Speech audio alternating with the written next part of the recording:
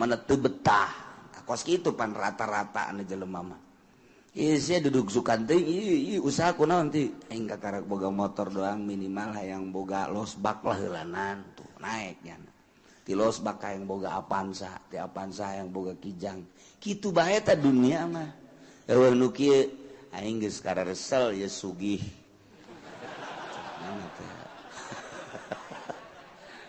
tiba heula aing naik Maybach naik Lexus belah dieuna naik Kijang aing kuari mah aya geus naik angkot lah geus aing mah sapopoe naik angkot teh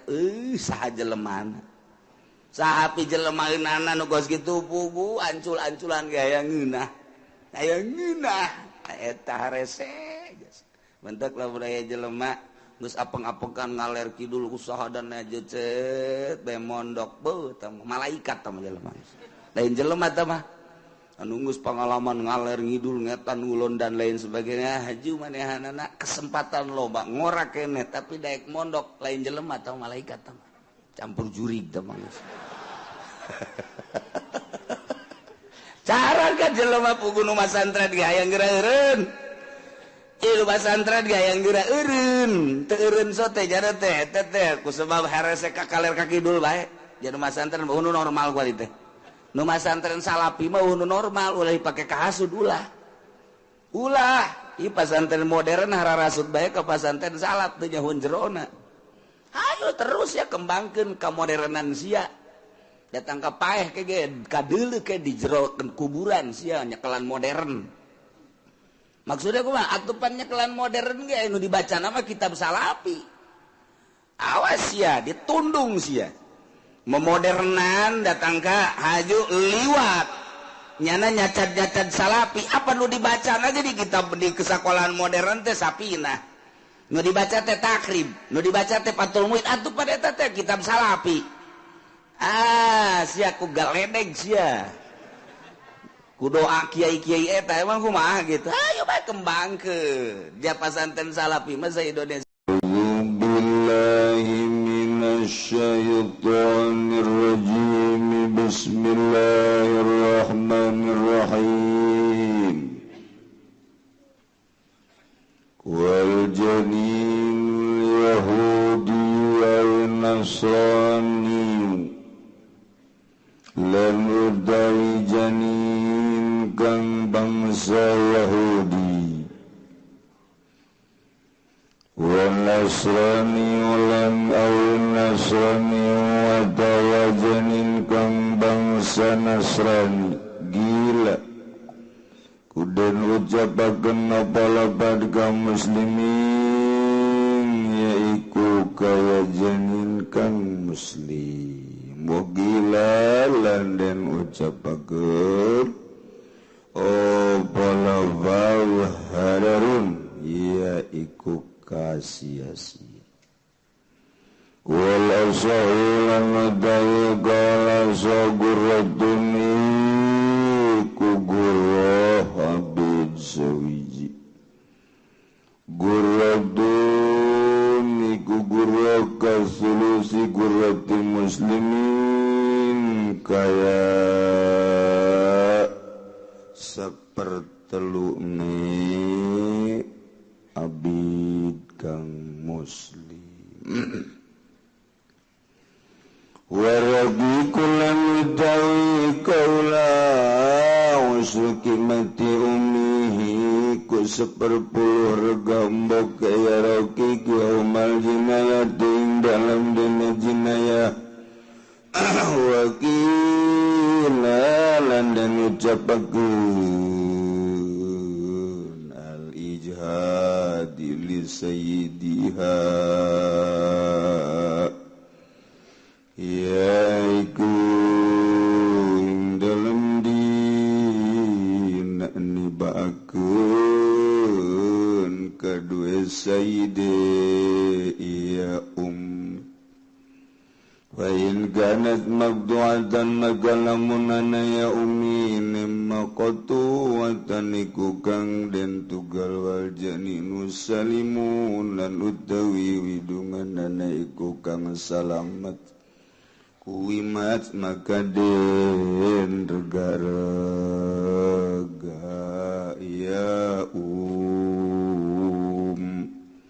selimatan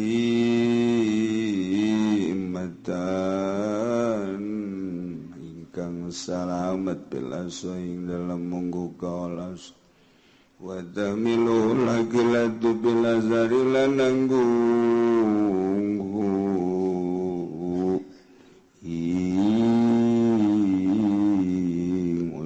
kimanti umi alaqilatu sobo asobahe ilazhari ing dalam mungguh kaul azhar ing dalam mungguh kaul azhar para jamaah kaum muslimin wal muslimat rahimakumullah. Alhamdulillah orang dina poe minggu ieu memasuki hari ke-9 Muharram nu disebut Yaumut Tasu'a. Kulantaran minggu kamari geus dibejaan atuh alhamdulillah tukang uduk beak kabeh nandakeun bahwa jamaah parwasa. Nu jelas nu geus karolot mah beureunanan alhamdulillah boga rarasaan beureunyana bakal moal kapanggih deui jeung Muharram taun hareup. Siap-siap nyana geus neuleuan tempat berbaring untuk selama-lamana. Deres mun boga pikiran kos kitu mah nu ngomong kitu haju terus bae nonton TV eta gedebul ngaranna bohong. Bila manu mempersiapkeun diri jang ka akhirat mah moal daek nonton TV, moal daek ngeredit, moal daek maksiat. Sebab nyana inget bakal tereh jasa. Urang mah guari teh nu mantak daek maksiat asa kebal keneh di dunia. Tenang-tenang we padahal kuari loba jasa nu maot ngadadak. Nu maot ngadadak kamari dicelongokeun diuk we kebal diuk. Ditoel jak kebal ting diukna horeng mau mun dihitungan geus loba jasa jamaah urang di dieu aktif minggu dalam rangka kunjungan tugas ka Jambi. Di Jambi maot Pak Haji Sudiro urang bacakeun Fatihah keur anjeunna mudah-mudahan dihampura sakabeh dosana ditempatkeun dina rahmat Allah caangkeun dilegakeun kuburanana bi barakati ummil Quran al-Fatihah. Bismillahirrahmanirrahim. Alhamdulillahirabbil alamin arrahmanir rahim maliki yaumiddin iyyaka na'budu wa iyyaka nasta'in ihdinas siratal mustaqim siratal ladzina an'amta 'alaihim ghairil maghdubi 'alaihim waladdallin.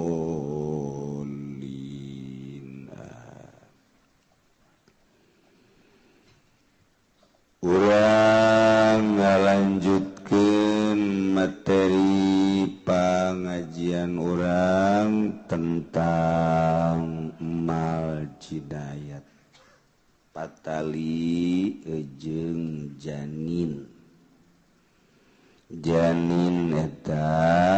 orok nu aya di jero beuteung ngaranna janin. Ieu lamun dirusak dibunuh, cara ngabunuhna dengan obat misalnya atau indungna disingsieunan datang kanyana stres keluarlah orokna atawa ditenggelan indungna otomatis berontak anakna keluar pae na ieu nu nganiaya kena sanksi cek agama. Di dunia persidangan komo di negara Indonesia mah lantaran lain negara Islam. Teu aya hiji undang-undang mengarah kana persangsian janin tersebut, maka can selesai berarti di dunia. Ke diselesaikan di akhirat. Seluruh perkara-perkara anu can selesai di dunia ke di akhirat diselesaikan nana di Rabbul Jalil. Masya Allah. Taksin hararade. Hutang piutang can selesai ke di akhirat diselesaikan nana. Nyabok ninju ngarengkas baheula keur ngora can anggeus datang ka kuar di akhirat ke diselesaikeun. Urang kungsi nampiling jelema. Ieu asa gagah asa menang ke di akhirat. Anu bakal diproses adil-adilna jeung sajujur-jujurna. Masya Allah. Urusan salat mah jeung Gusti Allah tama babari lantaran Gusti Allah mah pangeran. Urang kurang 2 3 4 malah salat teh menta bae ka Allah Gusti ja Gusti mah pangeran mana tanda barahan Gusti atuh. Kakurangan salat abdi ampura bae lamun Gusti lamun teu ngampura ka abdi kurang salat lah sapira 5 genep 7. Aju kurang abdi ku Gusti teu diampura atuh Gusti pelit berarti embungeun Allah disebut pelit. Malaikat kasorgakeun daripada aing disebut pelit mah. Tuh babari jeung Allah mah babari. Geus kasorga-sorgakeun mah habaq. Cek malaikat teh baniza Allah tuh jamal sempit ya sorga aing melga. Ui mantep. Kan ngeunaheun da jeung Allah. Tapi urusan jeung manusia mah teu bisa gitu. Gusti ampura bae abdi baheula boga hutang ka saha ka Ki Zaid. Atuh aing mah ngampura Zaidna tuh. Coba ngampura teu. Panggil Zaid, Zaid ampura bae, hampura. Wah aing jadi teangan keur di dunia. Asa kapanggihna jasa. Telepon mailbox melulu. Malah lakona aing nek datang ka paeh aing. Bayar. Aduh pan gua aing mah. Amal goreng aing kasiakeun kabeh. Ya ulah kitu bae aing mah. Geus kitu bae pokona masyaallah atawa amal bagus na dikecopot. Pan eta urang, waduh rugi jasa. Rugi nu mantak loba jelema anu muflis teteter amal bagus tadi dunia na salat na rajin, puasa na rajin, maca Quran na rajin, dihijikeun jadi amal soleh. Horeng boga kazoliman jeung batur jeung Ki Zaid di sidang di akhirat dicopot kabeh amal bagus bahkan gorengna diteubleuhkeun ka nyana. Deuk kumaha deui ya neraka. Tahin mentak sing hadeun mentak urang ngaji ge abeh urang nyaho. Mentak adu henteu ngaji embung nyaho. Kunaon emang lah geus nyaho mah kabet cek geuna. Segala haram itu haram ya haram mumpung teu nyaho aing mah pokona mah kuari. Eta beloon deui teh jelema. Ieu padahal syariat urang supaya nyaho muamalah urang muasyarah urang jeung Allah jeung makhluk hablum minallah hablum minan nas. Itu dimaksud supaya di dunia hasanah di akhirat hasanah. Patali jeung janin kamari lamun aya jelema nganiaya hiji awewe nu keur hamil kemudian keluar orokna pae wajib kudu mayar guru eta kamari geus dicaritakeun abid wa abidun wa amatun mumayyizun salimun min aibi nabiin nu salamat tina cacat mun aya abid bayar ku abid abid na cara di Indonesia bayar ku harga abidna anu mumayyiz tersalimun salamat min aibin mabin maka diperkirakan abid model kos kitu hargana sekitar 100 juta da dampak gagah naon bae bisa nya nama kita nyupir bisa kita macul bisa kita ngenekan komo ngenekan mah bahkan awakna pakai ganjalnya nama siap bae hebat tuh Pak Habib kita gitu nungguan warung cincin mana pan aja lu mati nungguan warung hees teu betah urang geuleuh kos kitu teh ai cincungnya nama aya nu balanja sibet bahasa sibet itu bahasa Korea itu sibetnya nama cincung sibet nu balanja atuh nya nama ngagantung-gantungkeun kurupuk malah anu leuwih mah di dahar punya sibet eta ngaranna nu kos kitu teh geus bakal di sisi digigit dibersihan disapuan tangeunaheun jasa neuleuh pelayan model kos kitu kos tukang bas teh lamun kadeulna sibet urang ge ngeunaheun neuleuhna masyaallah resep ieu mah tukang bas kedeung-kedeung ki kotrek ragajina nang meulikeun urang dikikir deuk iraha majuna menang datang ke jam 2 nyeun gagang rimbas ya jasa eta tukang bas masyaallah ngeluk bae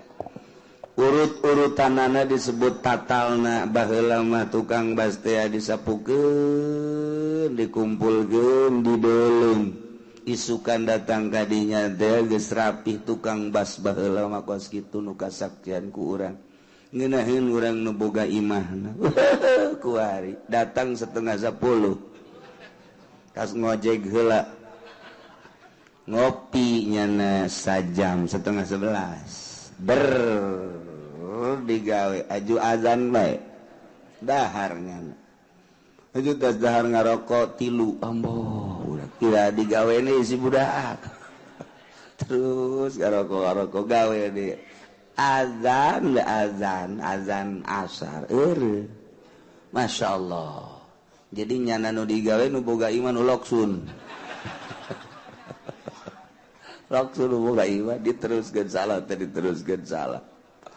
aya hitung-hitungan anang ge di akhirat tenang bae sih nyana nyoceng-nyoceng waktu nu ku urang geus dibayar waktu da sapoe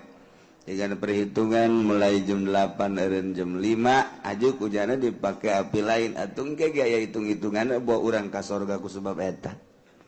ieu tuh ulah bingung-bingung ka aja nyana hidayat mah ayo bae terus anunya urang kurang peti bagus ibadah urang tah aya tukang bas badal gitu dicokot ku urang ayo sia kan ngeunaheun tah aduh tapi loksun mah loksun bae tetep sadaja dicopot ge Masya Allah iya di akhir zaman mah korupsi teh geus pejabat korupsi kabeh eueuh nun teu korupsi bahasa kos kitu aya hiji dua batu kadeuleu kabeh nu digawe di pabrik nu digawe tukang bas baheula mah sasapu tah zadeukes eureunan bae sok aju dibeuleum ngeleput dan boga imah peuting kadinya teh betah kulima kuayu mapa solengkrah bahkan nyana digawe ge isukna neangan ragaji ragaji aing ka mana ragaji ku sia tuh lain dicokot atuh lain di gitu ampihan di akhir zaman model sekali Masya Allah kasih betah si beteing deh maling tungtung ya Allah ya Rabbi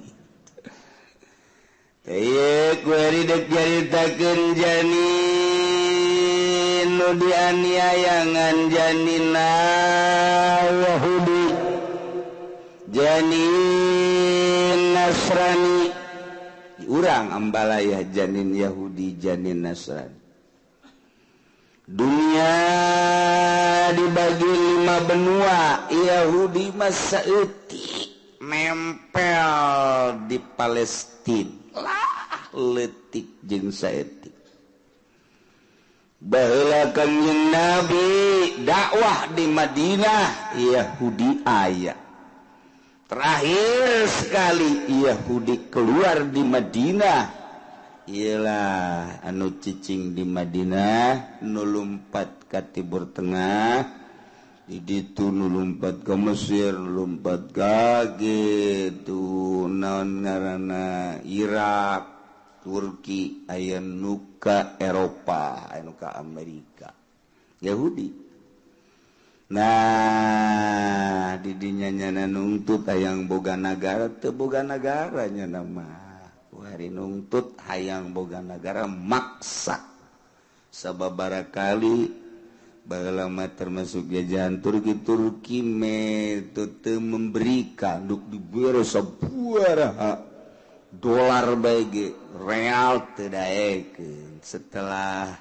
kitu kabelah dieuna maka direferensinya nanti teh cicing di dinya akhirna ngaku datang ka kuari leutik tapi nyana bisa gagah jeung kuat persekokolan jeung persekutuan jeung Amerika terus bae nagarana leutik tapi dunia kabeh geus dikuasai ku Yahudi urang kuari ge emang teu dikuasai ku Yahudi atuh Yahudi nu boga duit sadunya pang luar biasana George Soros Yahudi anu urang bangga asup ka Indonesia waktu memeh reformasi teh kudaon jadi bangga nyana teh bangun mere ka urang mere gitu pinjaman horenganan di per detik ieu urang moal sikeneh terus bae ieu urang Malaysia kabeh ASEAN nah eta teh kabeh main terus kuari ngabangun aya misi Yahudinisasi Kristenisasi terus bae waduh bakal maruncul gereja-gereja ke di urang nu ngabangun masjid mah aya nu teu anggeus lantaran nu sugihna kurang peduli nu susah geus teu mikiran masjid teu anggeus ngabengkeng tanahna dipermasalahkeun nyana mau ngabangunan terus bae bakal paruncul terus lain lalagaan bakal ngeplak ka ditu Sumarekon eta teh di jerona bakal pikumahaeun ikeur carita Yahudi Nasrani ambalaya malah pamimpin Jakarta guys Yahudi deui kuat namun kejadian ke dilantik berarti kiai di bawah telunjuk Yahudi Ustadz Jakarta deku mah Ahok CS ya mantap ge Masya Allah orang kamari memperjuangkan dan lain ku bagus-bagus amat Prabowo teh lain sarua bae bakal ngalaksanakeun nama demokrasi cuman lamun menang Ahok nyana berarti ninggalkeun gubernur nu jadi menang gitu Jokowi Ahok kan wakil nah, memperjuangkan eta doang supaya Ahok ulah jadi gubernur keun bae Jokowi jadi gubernur lain gitu pan Pak Haji nyolok Jokowi jadi bere duit 50.000 ya Allah anu bere 100.000 aya nukup tiung dan lain-lain sebagainya ya masalah baik bayangan terjadilah kuari seperti kieu koski kuari Jakarta dipimpinku ya tidak menutup kemungkinan ke kadio ke Tangerang Bupatina Yahudi terus ke Serang Rengkas terus dari itu aja keluar ada karuade mantap persiapkan calon-calon nah tuh ulah datang ke Yahudi nu naik koskilah kejadian judi laluhur geus teu bareres teu bisa diatur DPR teh deuk nyeun DPR tandingan engke mah meureun aya presiden tandingan atuh nagara belah dua bae ku sia ieu geus kos kitu urang neuleuh para penggede urang seperti kitu urang mah sapira urang rakyat lah neuleukeun nyana dangan kesal doang kesel lamun baheula cak Gus Dur DPR TTK ku ari mah diturunkeun PAUD Masyaallah karim urang hirup di zaman akhir mantak salametkeun diri urang ulah kababawa sakaba-kaba sing hade iman keyakinan di akhir masa gilek sagilekna cek Kangjeng Nabi isuk-isuk iman kene sore iman coplok sore iman isuk-isuk iman bakal coplok beuh pohara sahabat kenanya kok pohara amat lantaran fitnah nangis lain di luar ararasup ka imah sahabat gegide arasup ka imah kumaha maksud fitnah teh arasup ka imah ku ari ka harti ku urang informasi Amerika, Prancis, Jerman, Inggris, Belanda, Arab, arasup ka imah urang. Urang lamun ningali televisi ti isuk dataga isuk deui, poho dahar, poho ngising-ngising aja. Bila perlu ngising di hareupeun TV. Ngising hees di hareupeun TV dahar bageus puguh.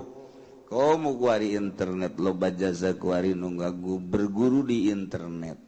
Berguru geus puguh politik, berguru ekonomi, berguru ngaji kuari mah di internet.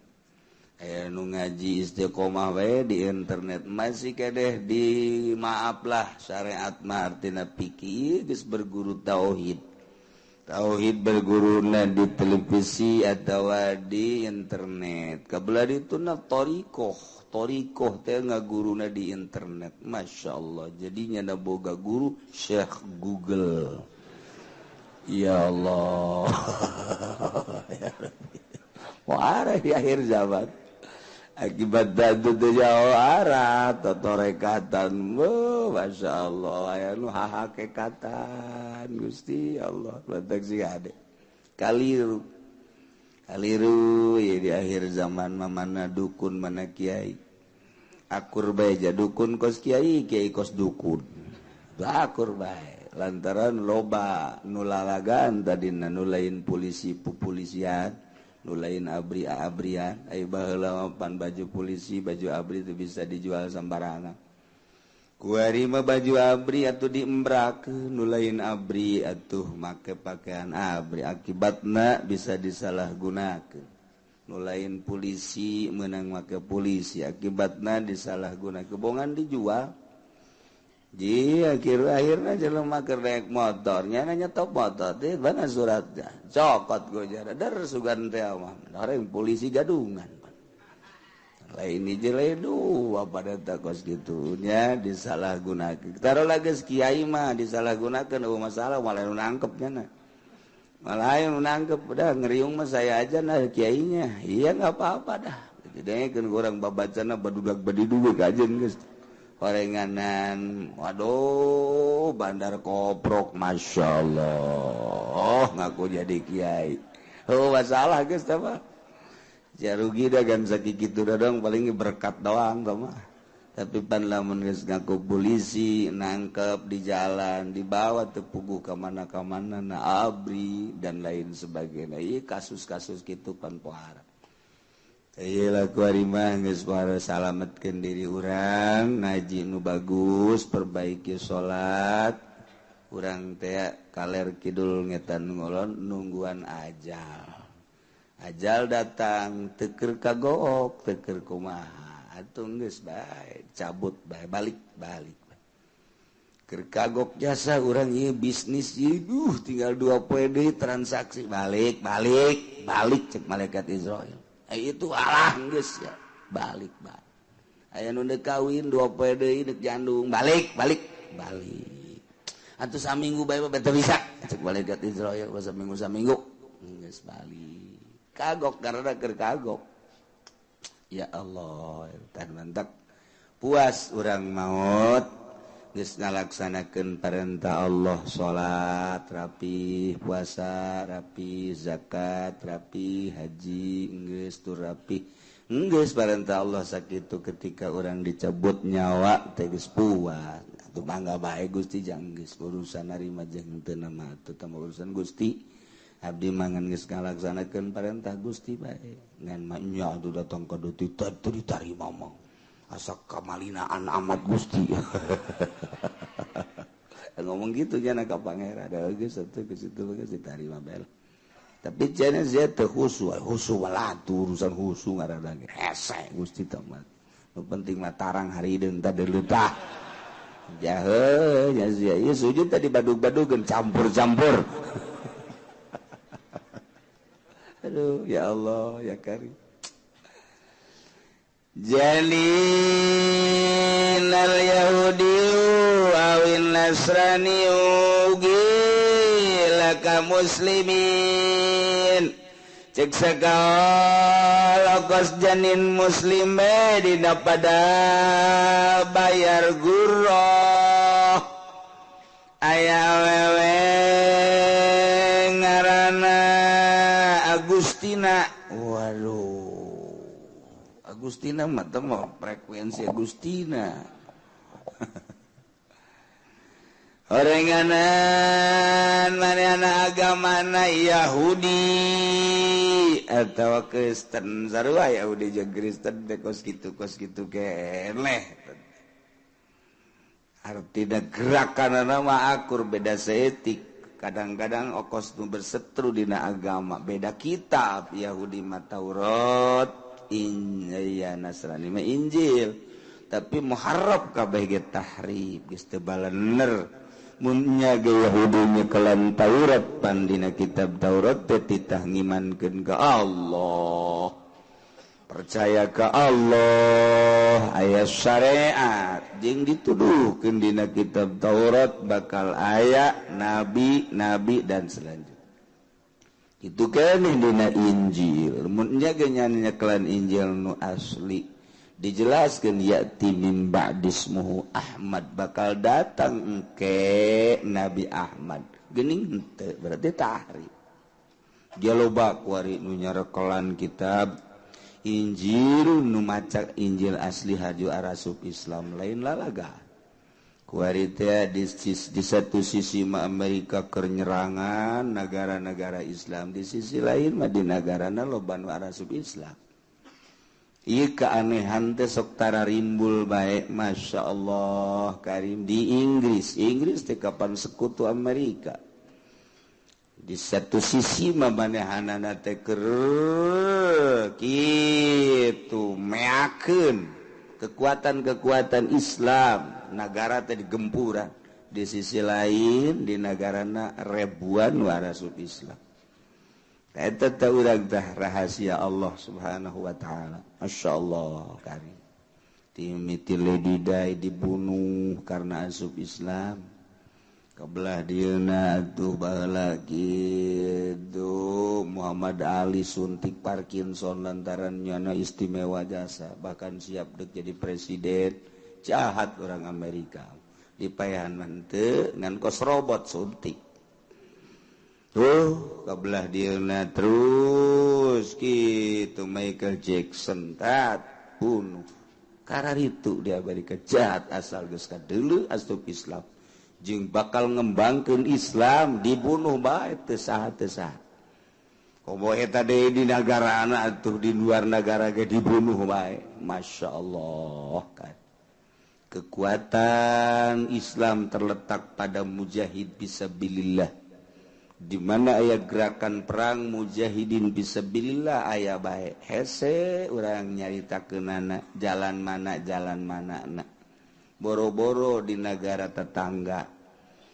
di Irak mujahidin aya, di Iran mujahidin aya, di Mesir mujahidin aya, Suriah mujahidin aya, Amerika kan intelna luar biasa. Kok ieu mujahid aya bae jeung teu beak-beak, bahkan dituna Taliban terus-terusan di gempuran muncul deui muncul jeung kuat lain lalagaan. Masya Allah. Afghanistan terus dibekot muncul terus mujahid. Boro di negara itu poso terjadi mujahidin aya di poso. Aneh. Datang ke kuari jadi bingung luar biasa. Jeung hese di peranganana. Hiji berarti kudu di perangan ku umat Islam. Nyin lah nyana ngadidik ISIS. Be aku ISIS mah tuh kuari puluhan mujahid nu hebat teh maot. Kuari geus ngerembet, geus puguh kitu di Irak, geus puguh naik ke Suriah, terus ka Yaman. Be aku ISIS di Indonesia ge ISIS teh aya. Iyalah tadi keistimewaan jeung kehebatan Amerika teh seperti itu di Indonesia bagi ISIS teh geus aya. Deuk wah coba. Ayo. Maksudnya ISIS nu mana ieu Kiai?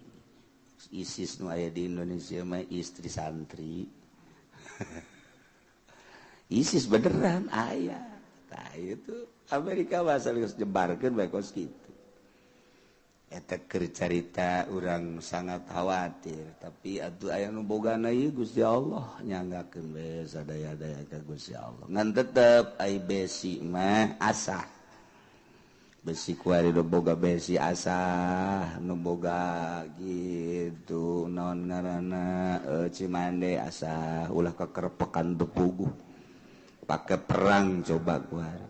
anu boga bangsa gitu naon ngaranna kalong wewe permainan kalong wewe aya eta asah ya Cimacan bangsa nu karitas besi ge curuntul tapi di Indonesia sih teh bang geus pohara maksudna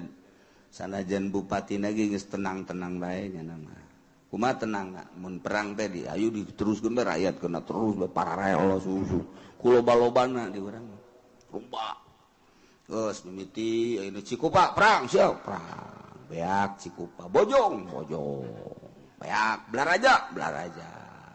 jadi Tangerang bae kan di luar negeri bapak nu saeutik jelema saeutik di Arab bae ge urang neuli jelema sakitu-sakitu bae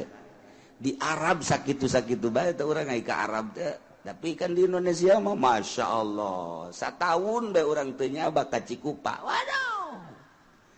budak amalitiknya hotuyulnya budak jelema ih loba jasa takos gitulah Yahudi daya cerita wal janinul Yahudi wa ngaranna Gustina dianiaya ternyata warenganan Yahudi atawa Nasrani Kristen ta eta teh kumaha mun aya jelema menganiaya awewe beragama Yahudi atawa Nasrani efek tidak penganiayaan janin keluar gila kaum muslimin sarua kos jelema muslim baik dina pada wajib bayar gurro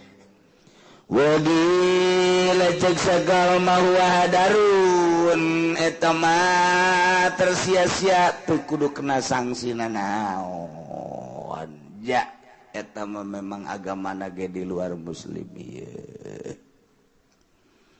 wala sawu gurratun nurutkeun cekala sama gurratun kudu bayar gurrah kasolusi gurratu muslimin seperti lu gurrah jelema muslim bae waraqiku usruki mati umi yaumal jinayai abid eta 1/10 harga indungna yaumal jinayati dina poean jinayat aya awewe amat kemudian dianiaya barang dianiaya indungna borojol orok berarti orok nate rokik karena janin rokik iya mah 1/10 harga indungna sabaraha ternyata indungna teh harga nate ieu teh kan seukur 10 juta lamun 10 juta bagi 10 berarti 1 juta 1/10 harga indungna rokik murah wagila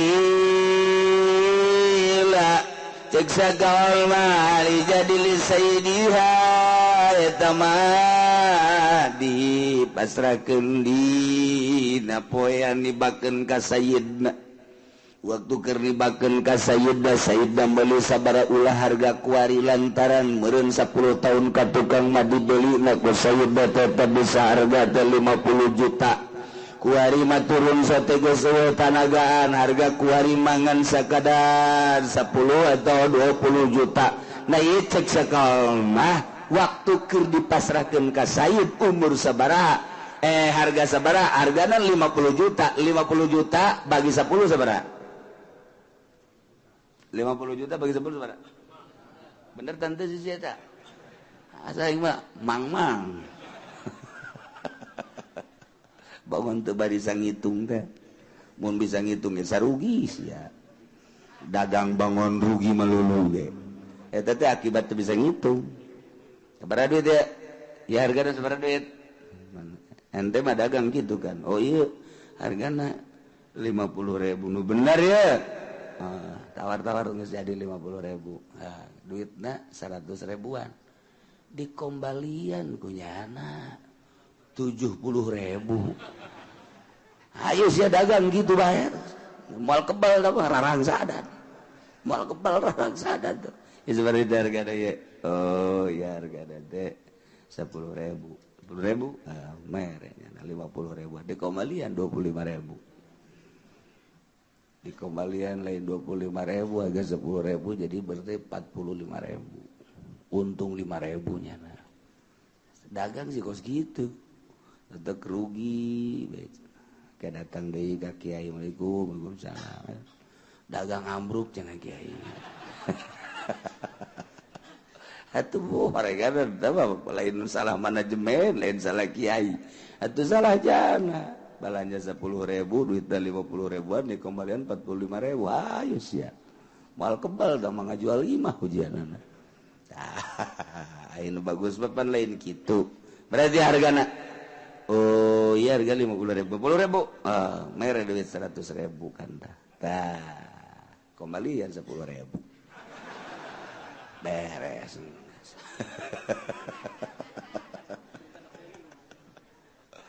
aduh korupsi saeutik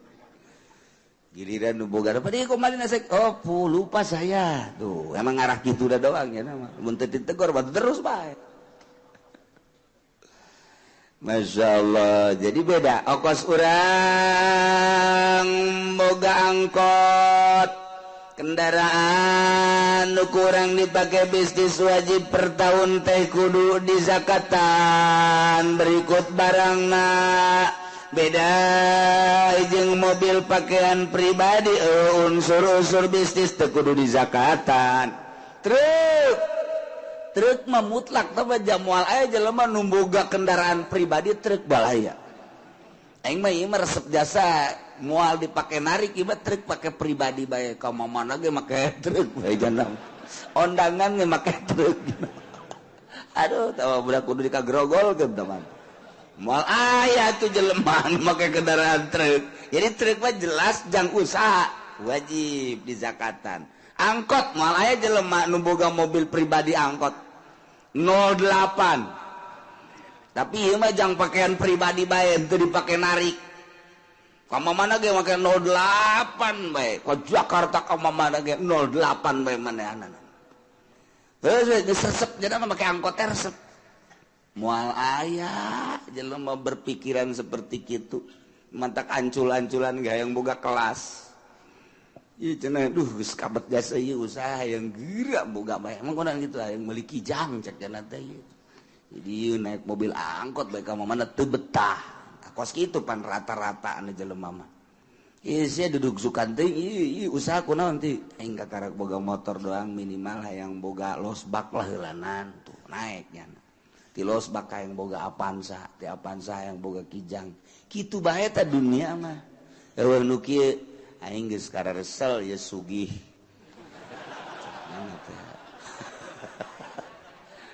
tiba heula aing naik Maybach naik Lexus beladirna naik Kijang aing kuari mah aya geus naik angkot lah geus aing mah sapopoe naik angkot teh saha jeleman saha pi jelemaeunana nu gos kitu pugu ancul-anculan ge aya ngeunah eta harese mentek lah budaya jelema geus apeng-apengan ngaler kidul usaha dan jecet bae mondok beuh tah malaikat tah jelema lain jelema tah mah anu geus pengalaman ngaler ngidul ngetan ulun dan lain sebagainya haju manehanana kesempatan loba ngora kene tapi daek mondok lain jelema atau malaikat tah campur jurig tah mangis cara ka jelema pugu nu masantren ge hayang geura eureun ieu masantren ge hayang geura eureun teu eureun sote jana teh teh kusebab harese ka kaler ka kidul bae jadi masantren nu normal kuali teh nu masantren salapi mah nu normal ulah dipake kahasud ulah ieu pasantren modern hararasud bae ka pasantren salap teu nyahoun jerona hayu terus ya kembangkeun ka modernan sia datang ka paeh ke ge ka deuleu ke di jero kuburan sia nyekelan modern maksudnya kumaha atupan nyekelan modern ge nu dibacana mah kitab salapi awas sia ditundung sia memodernan datang ke haju liwat nyana nyacat salapi apa nu dibaca aja di kitab di kesakolahan modern teh sapina nu dibaca teh takrib nu dibaca teh patul muid atuh pada eta teh kitab salapi sia ku galedeg sia ku doa kiai-kiai eta emang kumaha gitu ayo bae kembangkeun dia pasantren salapi mah sa Indonesia teh ieu teh geus teu kudu dipundur-pundurkeun mundur sorangan teu kudu dihasudan teu kudu sorangan kege okos Muhammadiyah jeung ahli sunnah ngabidah marhaba cek kula mah salah tah Muhammadiyah antepkeun ulah di bidah pareum sorangan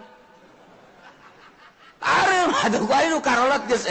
parahe nu ngora kan teu rek marhaba atuh otomatis pareum bedakeun ka Muhammadiyah ulah galak teuing marhaba mah pareum sorangan kitu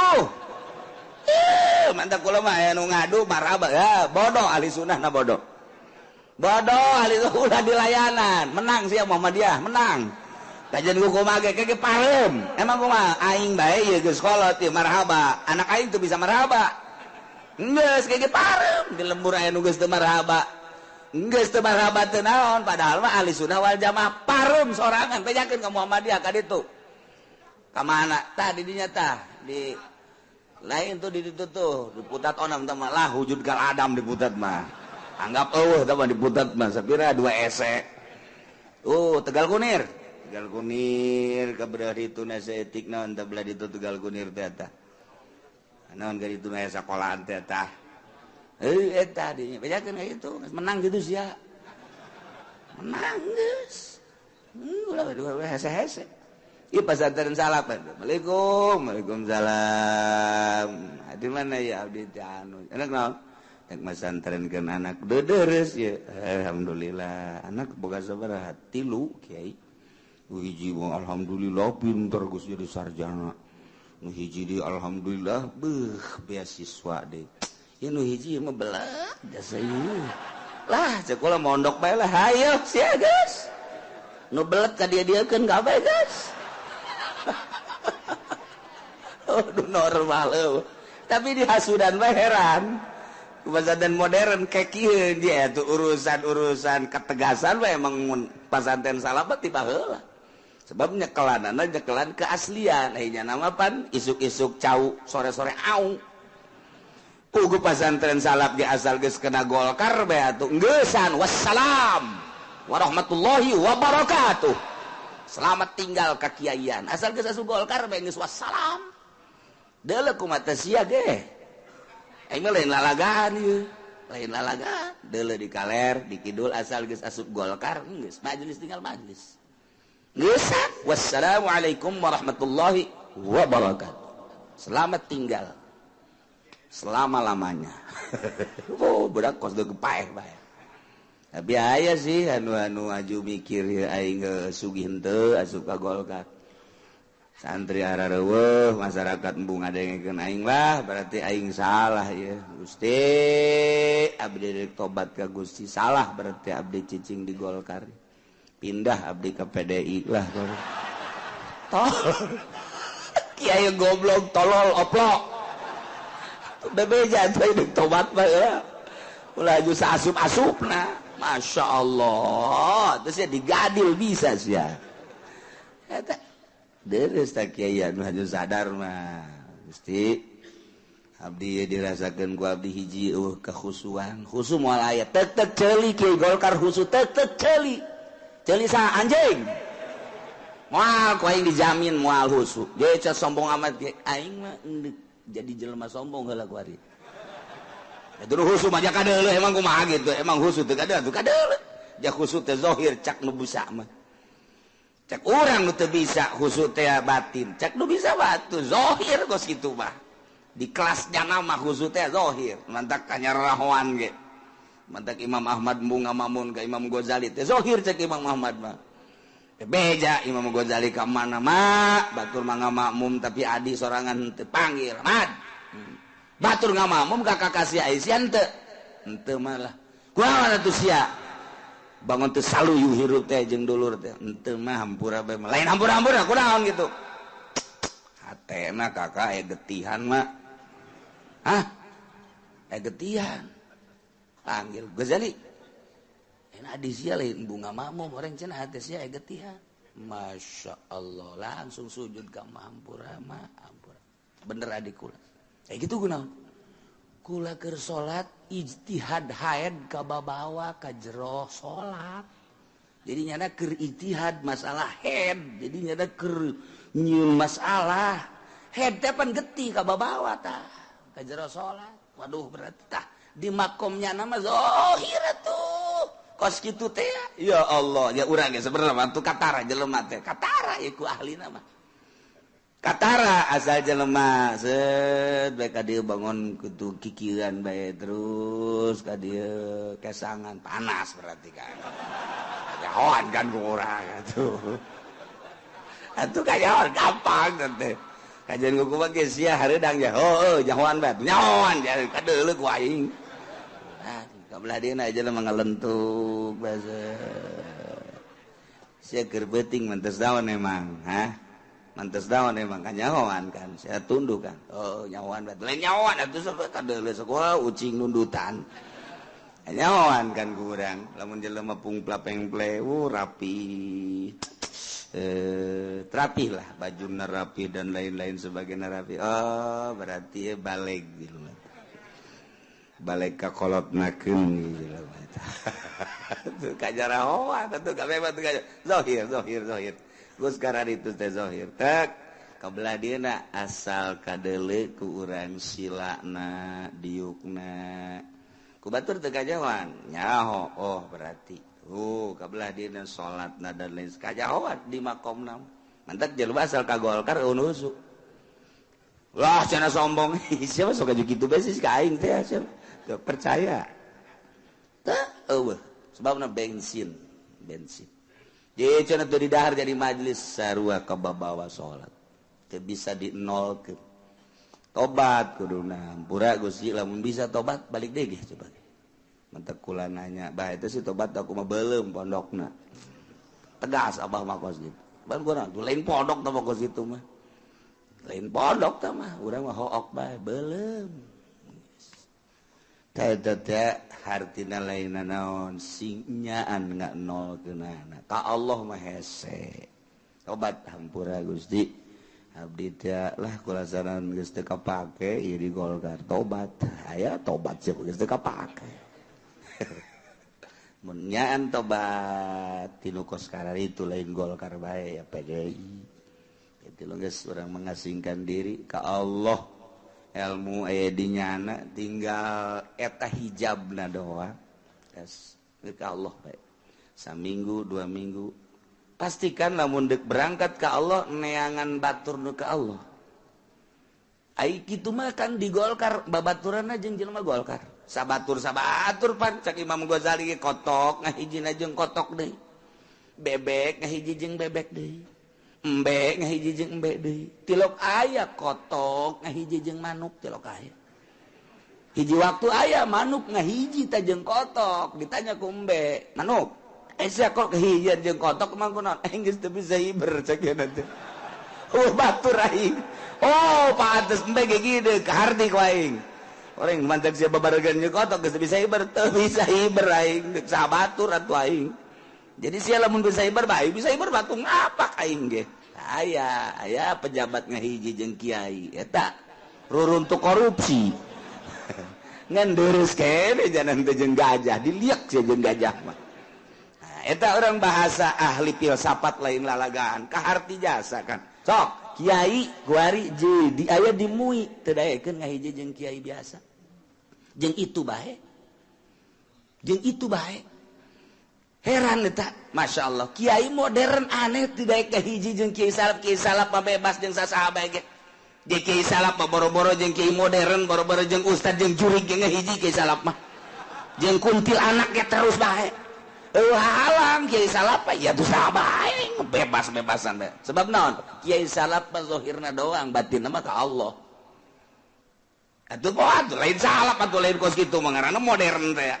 kiai salap mah batin maka Allah zahirna mah jeung manusia kok bisa kitu rahmatannya ka manusia nu butuheun rukun wudu rukun salat jerona mah teu hayang ka Allah nya mah mantak lamun diondang ngariung teh embungeun lamun diondang ngariung masih kene hayang atuh lain salapi teh bagus kitu mah sapi teh mah tah urang amati coba ge amati asal geus boga pasantren modern teu daekeun jeung kieu salap kotok jeung kotok embe jeung embe nah tapi lamun nek sadar geura sadar lain cak ulah kula mau nyampikeun Imam Ghazali sadarkeun lepaskeun geura anu urang aya di mana posisi teu jeung Golkar lepas jeung PDI lepas jeung PKB lepas kabeh jeung organisasi lepas jeung kemodernan lepas urang hiji butuhkan batur mah nyoloyong pasti ngoser sakumaha lauk kasaatan koser pasti ka kieu salap jelema lamun deuk ibadah ka kieu salap moal aya nu nanya ka kieu modern moal deuk ibadah mah sebab nu dipake patokanana ulama salap kitab salapi nu nyekelan kitab salapi nu mana ku hajeun kumaha ge pejabat eureun pejabat aduh hayang belajar ibadah moal nanya ka kiai modern pasti ka kiai salaf mantak Gus Dur teu eureun-eureun ge ti isu kadoa eta nu nanya hayang bener ibadah teh di kalangan intelek teh teu eureun-eureun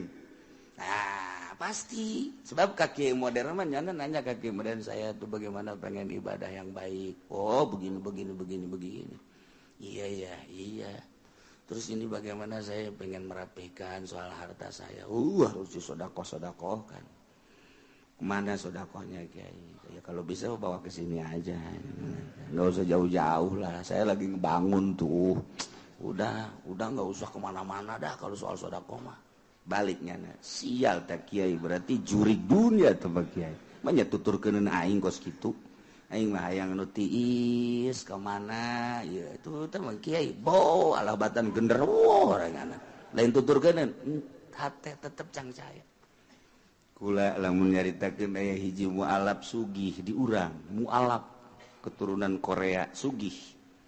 sangga sakitu wauh lah jeung kiai modern di Jakarta di Penta mimiti 100 juta kemudian 500 lontoran boga pabrik sugih dibere kabeladiana ganti asup deui ka kiai modern kena tetep nyana dibenan menta deui untuk bangunan dan sebagainya jenuh katilu kaya kapanggih ari modern mah henteu ngan kiai tukang ceramah tetep dipenta jenuh ayolah anu ngabejaan kita ke sono yuk ngobrol lah jeung kula henteu kukuba ngan sakadar jaritakeun bahwa nyana mualaf saya kenal dengan kiai anu kok bisa kenal gitu ya gini nyana ngomong Jadi lama-lama pabrik saya bangkrut cenah Kiai. Lama-lama pabrik saya bangkrut. Kenapa? Aduh terus-terusan ngerecek Pak Kiai katanya. Apa itu ngerecek? Kurang karunya eta kamu alap sampaikan ke pindah imah. Imahna pindah nyokot deui nyana. Jadi telepona dan lain sebagainya ganti lantaran terus baik. Di teleponan baik per bulan Masya Allah horeng teh reman teh lain di lapangan banteng baik preman teh lain di pengkolan baik di pasar kiai ge jadi reman horeng Masya Allah karim akhirnya alhamdulillah terus ngobrol pindah imah segala nomor telepon cabut nyanana HP-na embung jenuh atuh terus-terusan asuplah ka di haul bilu haul ceurik nyana subuh aya di dieu teh jelema jangkung kasep pohara terus kabelah dia nih milu ngaji ngan nyana ngajina lantaran orang Korea butuh penerjemah jadi nyana ngaji di mobil aya nu nerjemahkeunana nerjemahkeunna minta duit dipecat ku nyana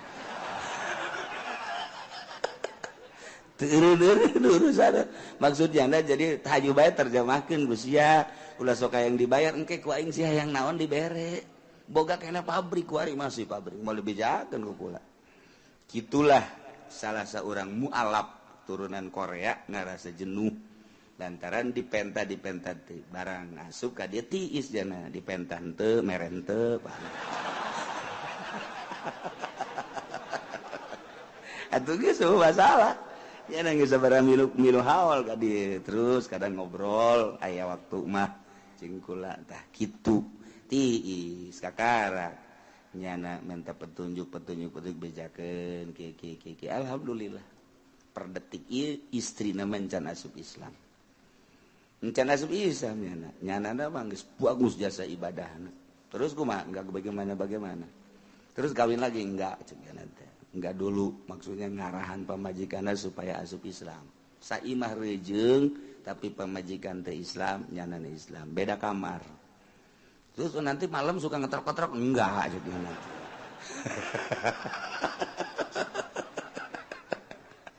aduh Masya Allah urusan kos gitu bata-bata rahasia-rahasia lah di enggak ge wallahu a'lam bissawab urusan Trisno mah tuh hes eta nah wajanindul yahudi awin nasrani ukila ka muslimin wakila darun wala sauguratun katuluti gurati muslim warraqiq usuki mati umi yawmal jinai wakila al-ijhad li sayyidah pain kanat maqtuatan lamun maindungna maqtu'a dianiaya datang ka para rotong pegat wajanin salimun kuwimat salimatan anggap indungna salamet kan kieu janin nu kaluar ti indung anu roki indung anu amat berarti kan ieu roki tadi ukurkeun kana harga indungna cokot 1/10 harga indungna kuari indungna lantaran indungna dianiaya parargat leungeun pegat suku pegat dan lain sebagainya anakna keluar janin teraniaya indung namun dihargakeun kan murah ulah dihargakeun geus maktuah kuwimat salimatan bil aso mun salamet harga indungna sabaraha cokot 1/10na saha nu bakal nanggung jawab jeung dikamanakeun ieu toroganana wa tahmiluhul aqilatu fil azhar nanggunglah kana ieu 10 asobahna nurutkeun cikaul azhar gaduh putra diantarana ialah Qabil sareng Habil Kangjeng Nabi Adam seluruh gaduh putrana adalah tis'atun wa salasuna 39 boga anakna 39 Kangjeng Nabi Adam dunia sakil legana diesian ku 39 sedengkeun ablag-ablagan sepi meureun dunia eta kakarak Kangjeng Nabi Adam Siti Hawa haju anakan Ari Qobil mah Qobil eta caksa riwayat mah lahirna di sorga Ari Habil mah lahirna di dunia di dia di bumi caksa riwayat Qobil mah Qobil eta kelahiran sorganya nama tah Qobil Ari Habil mah kelahiran bumi supaya rada cepet Gusti Allah teh ngalobakeun makhluk maka ngalahirna ieu Siti Hawa sakali lahir sajodo dua lalaki awewe lalaki awewe lalaki awe kitu bae tah sajodo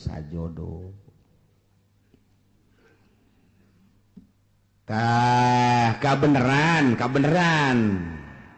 Qobil mah ngajodokna ieu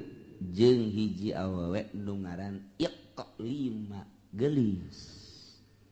ai Habil sajodokna jeung Labuda rada kurang gelis modal berbes lah gitu rada kurang gelis sedangkan instruksi ti Gusti Allah kawin teh silang disilang kawina lamun tadi Qobil ngadulurna ieu adalah jeung Iklimah tah si Iklimahna kudu kawina jeung Habil anu tadi kaluarna ngajodokna teh jeung Labuda tah Labuda kawina teh jeung Qobil jadi disilang-silang anu pertama lalaki awewe nu kadua lalaki awewe tah lalaki nu kadua kawin ka awewe nu pertama lalaki nu pertama kawin ka awewe nu kadua kitu bae tah silang ulah dikawin kudu babarengan jeung ngalahirna harita jadi teu meunang bareng jeung kembaranana eta lah hukum di zaman Kangjeng Nabi Adam alaihis kawin dipersilakan geus aya instruksi kawin cuman instruksi hukumna kudu disilang teu meunang jeung kembaranana eta hukum mulai tadi dijata lantaran begitu diinstruksikan kawin umur kakarak 20 tahunan kabeh ge instruksi ti Gusti Allah kawin seperti eta sak Qobil kakakna ngeunah bae sia Habil dikawinkeun ka kembaran aing geulis ka mapan ayeuna si bayi kawin ka kembaran sia ieu dideuleu atuh kulit ya berebes lah cak urang berebes emang ulu geulis gitu di berebes tah eta kos kitu tah jadi kurang naon gitu amperna kurang naik Qobil jol we iblis datang ka jero hatena mulai ta iblis ge pan diusir di sorga leuwih ti heula pan iblis wah ini cak iblis bakalan gua asup ka jero hatena bil siapa pan kelahiran sorga sarua jeung aing mulia urang atuh Habil onam kelahiran bumi India urang mah lain deui mulia tuh nu mulia ulah sok kawin kanu jore penghinaan mungkin nu timbul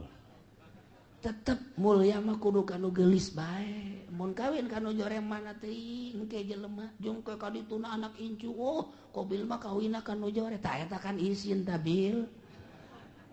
cak jurig ya pugu cak jangan teh atuh pugu embung ieu ge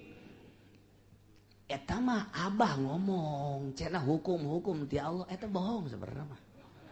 eta bohong eta eueuh ti dituna eta mah kabisa abah bae abah teh deudeuheun ka Ki Habil ka adisian nu mentek dikawinkeun kudu ka kembaran sia nu geulis ai sia nu kakakna nu kelahiran di ditu kudu kawin ka adina Habil eta teh lain ti Gusti Allah kajeun kukumaha ge bibisaanan bapa sia Adam ngaranna instruksi ka ditu demo apa kan itu kamari kan demo ke Jakarta demo pugu ye ge cak Qobil teh aing tetep bae embung kajian kukumaha ge embung bae beja ka abahna bah naon Qobil ubah abah bae iya lu bener ya utar atur nikah ya kayak gitu instruksi itu Gusti Allah asal teu adil ya kos kieu ya manya ai kula dikawinkeun kanu kurang geulis ari habil dikawinkeun kanu geulis ta ieu teh akur kos kieu teh lain ti Gusti Allah kajen ku kumaha ge kadengen ku habil cek habil teh qabil ulah kitu aing mah ja andai kata aing titah kawin kanu jore aing mah daek bae namun bener-bener instruksi ti Gusti Allah aing mah geus kumaha Allah bae lantaran dia moal kembali hidup di dunia engke ge urang bakal baliknya ka Allah darah sia ngomong sangeunahna bae geus bae we ieu mah bohong ieu lain ti Allah ya kajen kumaha lain ti Allah ieu mah kajen ti Abah ieu mah memang Abah bangka warah ya mulai ta eta lamun sok ngerekan Abah teh eta mimitina teh tidinya tah di Cikubaya duaan dan sok ngerekan Abah teh iya Masya Allah mulai tidinya cak Kangjeng Nabi Adam ita amarallahu Allah marintah ayuzawija Qabila labuda ukhtabil wa yuzawija Habil yaqlima ta eta teh instruksi ti Gusti Allah cak Kangjeng Nabi Adam anjeun Qabil kudu kawin kala budak dulur Habil kudu kawin ka dulur itu Qabil ngaran iklim instruksi Allah teh bisa cak Qabil kajian kukumah kula mah embung kajian kukumah tetep kula mah sakali embung sebab ieu kula mah teu percaya bahwa ieu teh hukum ti Gusti Allah teu percaya mulai kakarak aya sakituan ge hukum Allah geus ditentang cek urang mah tuh kakarak tarurun ti sorga pan mah tah saeutikan keneh jelema teh atuh matak naon narurut ka Kangjeng Nabi Adam henteu tanggeus mulai henteu nurut ya Allah terus bae iblis teh daekeun leupas ti Qabil ieu mah kajian kukumah kudu selesaikeun masalah ieu selesaikeun ieu mah lamun terus-terusan kieu pan isin ka kadituna ieu isin urang engke banyak Qabil kawin jeung nu jore aya Habil kawin jeung nu tak eta isin gengsi urang mah panturunan sorga oh moal aing cenah moal kajian gua tetep bae teu hayang aing mah aja geus kieu kumaha kajian kumaha ge urang pokona pas ini bae heula tah tidinya Qabil mikir pas ini unggal poe sakumaha ucing jeung anjing asal kapangiwang kaki Qabil teh kaki Habil teh tuntutanana Qabil luar biasa lobana Qabil mah kakakna Habil adina Habil mah nurut bae aing lah kumaha bae sabodo Allah nu penting mah urang mah ibadah nuturkeun aturan Gusti Allah Subhanahu wa ta'ala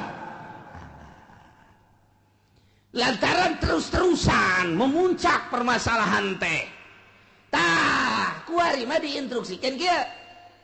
ayeuna mah kieu bae atuh nyieun korban namun memang bener-bener ieu teh kitu menang ti Gusti Allah maka engke aya tandana mun maneh teu percaya bahwa ieu teh instruksi ti Gusti Allah sok nyieun dumades maneh ka Gusti Allah taqarrub ka Gusti Allah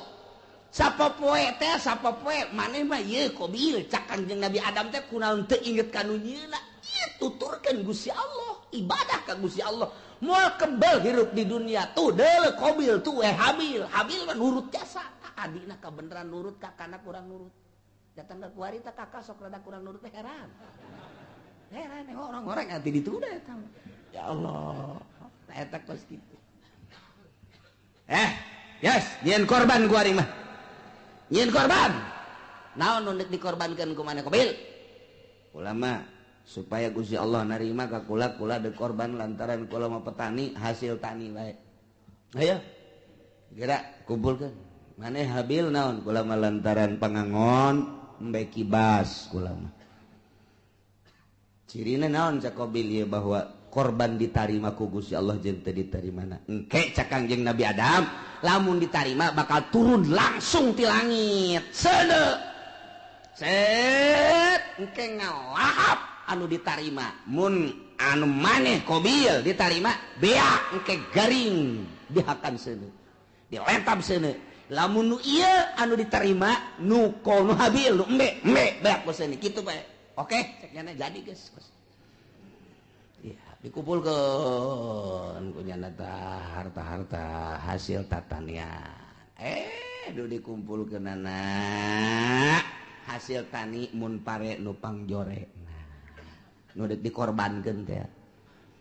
lamun gandrung anu geus pangjorena kurma nu pangjorena dihiji-hijikeun bangsa anu bakukulna eta dikorbankeun ari nu bararagusna mah ieu dipake ka hook kunyana jang ditumpuk-tumpuk harta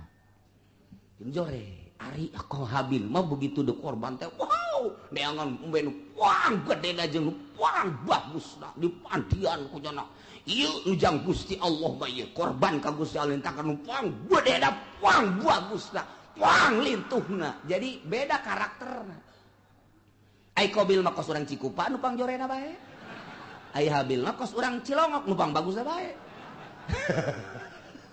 sia cek urang Cikupa tak eta kos kitu kayana tedan bek teu kebal langsung turun seuneu tet neong itu turun seuneu cak Qabil pasti nu aing nu dilentab ka jeung ku komaha ge pasti nu aing mun aing nu dilentab berarti aing kawin jeung nu gelis mun aing teu dilentab berarti ieu teu beres urusan ieu turun sana ka dieu ka ditu aing nu dilentab embe plek seret bawa ka luhur teh aya tinggal ieu bae tah korban Qabil hasil tatangin hasil tani nu jarore teh teu dilentab ku seun tuh cak Kangjeng Nabi Adam nu ditarima nu mana nu ditarima nu mana cicing bae Qabil teh gas udah loba ngomong ya Qabil teh abah gua ari cenah rencana ka Mekah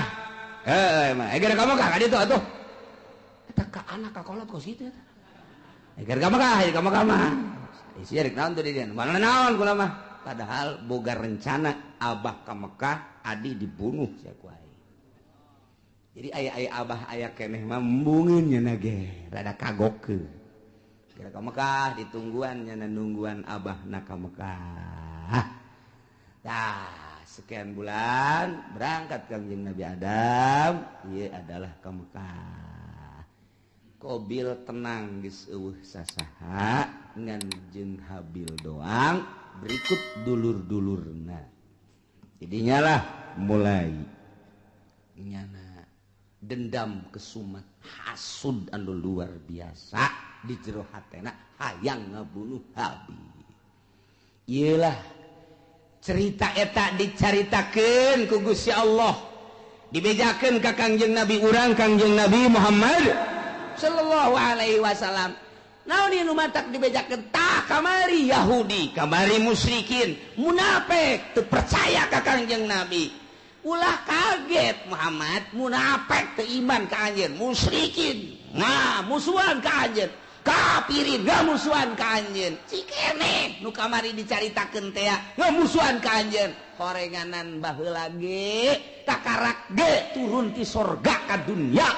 ieu anak incu Kangjeng Nabi Adam anakna sorangan Qabil geus boleh teu percaya ka Kangjeng Nabi Adam geus teu iman ka Gusti Allah malah ngabunuh adina nu ngaran Habil dicaritakeun ka Kangjeng Nabi abeh Kangjeng Nabi ieu tenang tentrem adem sebab lamun teu nurut jelema ka Kangjeng kemudian Kangjeng Nabi na teu dihibur manusiawi kan Kangjeng Nabi sifat kemanusiaan pan aing teu diturut aya kitu mah aya dongeng-dongengna tah Kangjeng Nabi Isa ge teu diturut jaheueuh tuh Kangjeng Nabi Adam ge teu diturut jaheueuh atuh kong aing abeh kitu mantap tenang Kangjeng nah ieulah didongengkeun ku Gusti Allah melalui ayat watslu bacakeun ku anjeun ya Muhammad he Muhammad alaihim atas kaum anjeun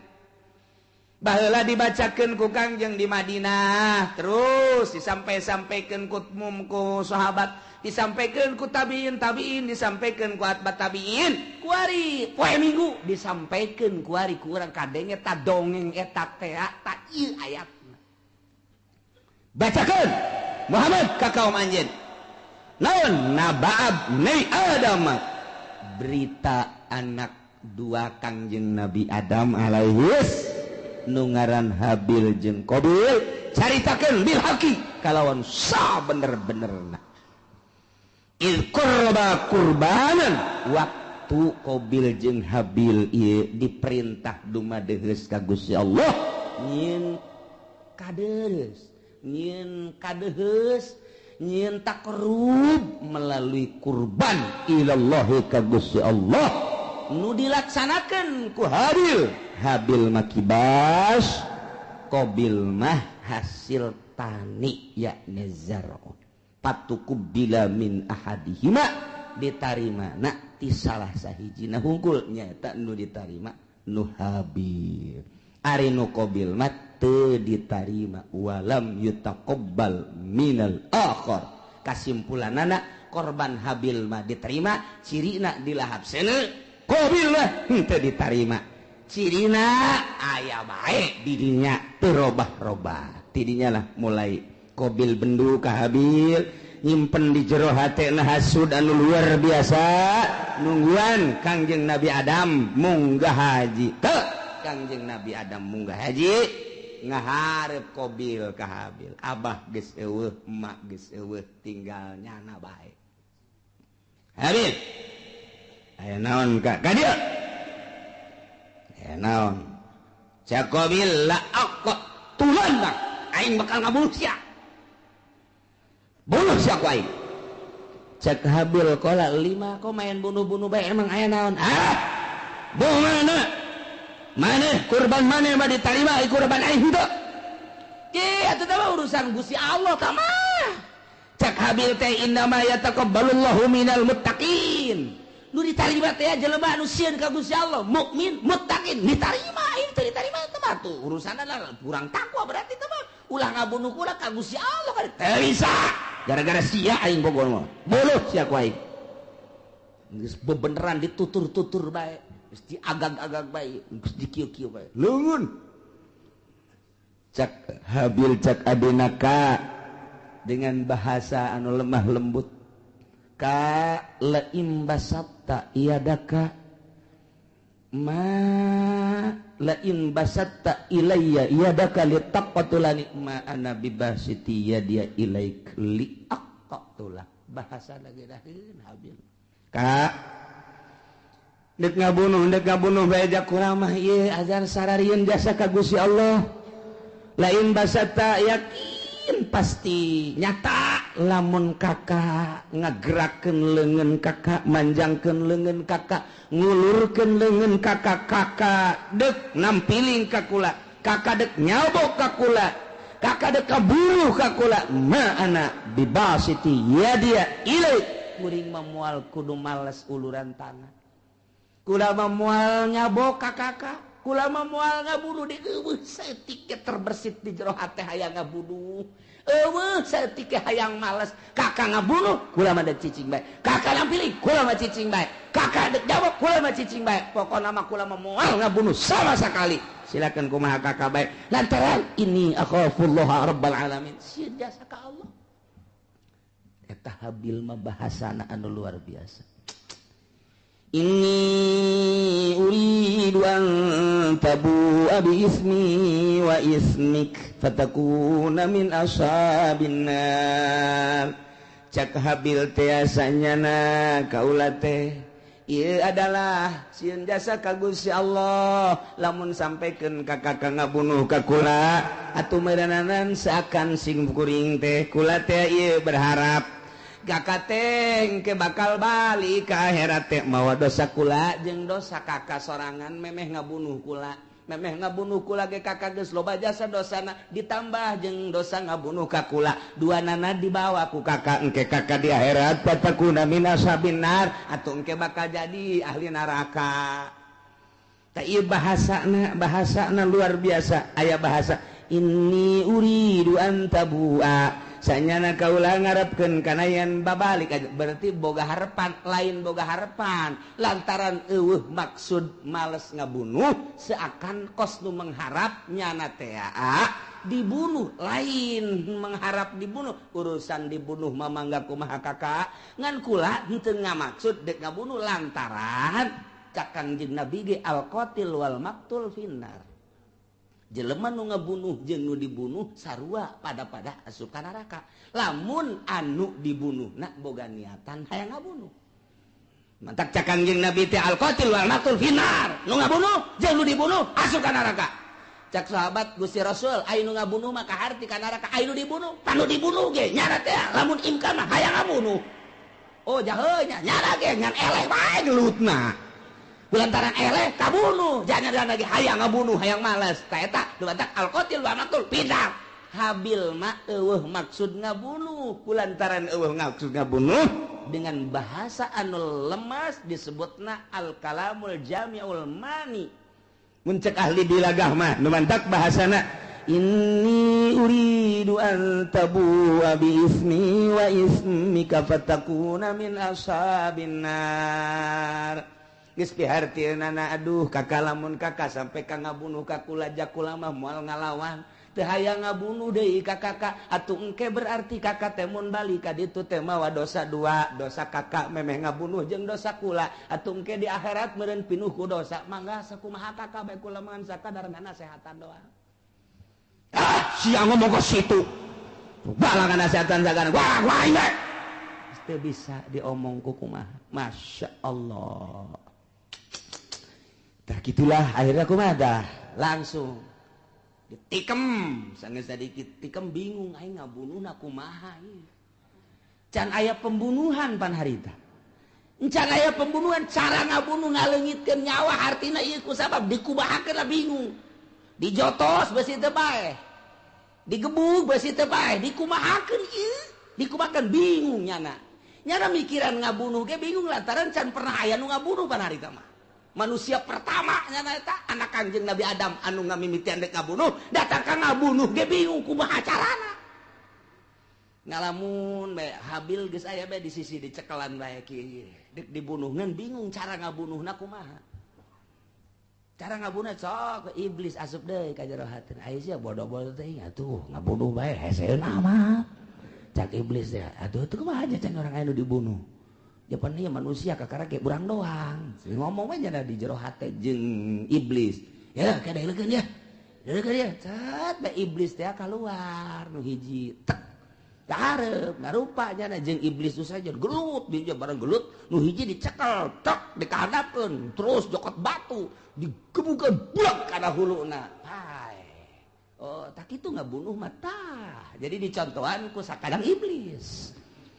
Masya Allah tuh gitulah Qabil teh oh jaheuh babarinya eta iblis nu hiji pae kakara pae geus pae nah Habil ku aing geus bisa sebab aing geus kuliah aing kuliah ngabunuh aing geus disaha kuliah ngabunuh nangis aya dosen iblis langsung bae nurutan iblis jadi diperagakeun ku iblis cara ngabunuhna mantak cekel tujahkeun langsung liak nyokot batu nu gede diangkat ku Qabil gejretkeun kana huluna gua jret gitu syariat masya Allah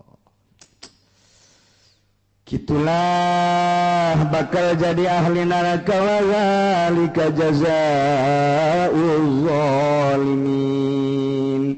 nyana jadi ahli neraka babalas jelema nu zalimah tidinya lantaran keheul jeung keukeuh bae hayang ngabunuh fatawaat maka ngagoda zayanat ngahiasi lahu ka Qabil nafsahu kana nafsuna qatlahihi kana ngabunuh dulurna nu ngaran Habil diperagakeun ku iblis faqatalahu maka dibunuhlah ku Qabil Habil dengan cara diperagakeun kos sakumaha iblis fa asbaha minal khasirin barang geus bae ngalangsa lantaran iblis kala luar tina hatena ditinggalkeun kabur malah kadenge kaburna ge hayu sia cilaka Qabil cak iblis kan cilaka sia Qabil cak iblis aing geus teu tanggung jawab aing ge ieu doraka setik di sorga turun ke handap baheula kalantaran teu percaya ke Adam aing dilaknat ku Gusti Allah sia ku ari termasuk laknateun Allah aing teu tanggung jawab kumaha sia bae Qabil ceurik di dinya kadung ditangkep ku nyana aduh hadi cang nyana ditangkep ku nyana masyaallah ieu aya ku kieu-kieu teuing ditangkep ku nyana bari ceurik nyaah jeung deudeuh diciuman geus pae kakak de kudu kumaha ieu teh kudu kumaha jelema geus Kangjeng Nabi Adam Siti Hawa ka Mekah adi-adina jararo tinggalnya na doang duaan ditangkep kunyana geus dibunuh lantaran iblis tak kalaluan mana teuing luar biasa sedihna Qabil harita neuk minta tulung ka mana ngan sakikituna jelema dibabawa kunyana dipapanggul kunyana ku deudeuh jeung nyaah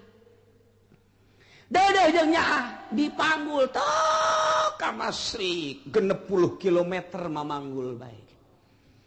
dipanggul deui ka Magrib 60 km bulak-balik lantaran deudeuh jeung nyaah masyaallah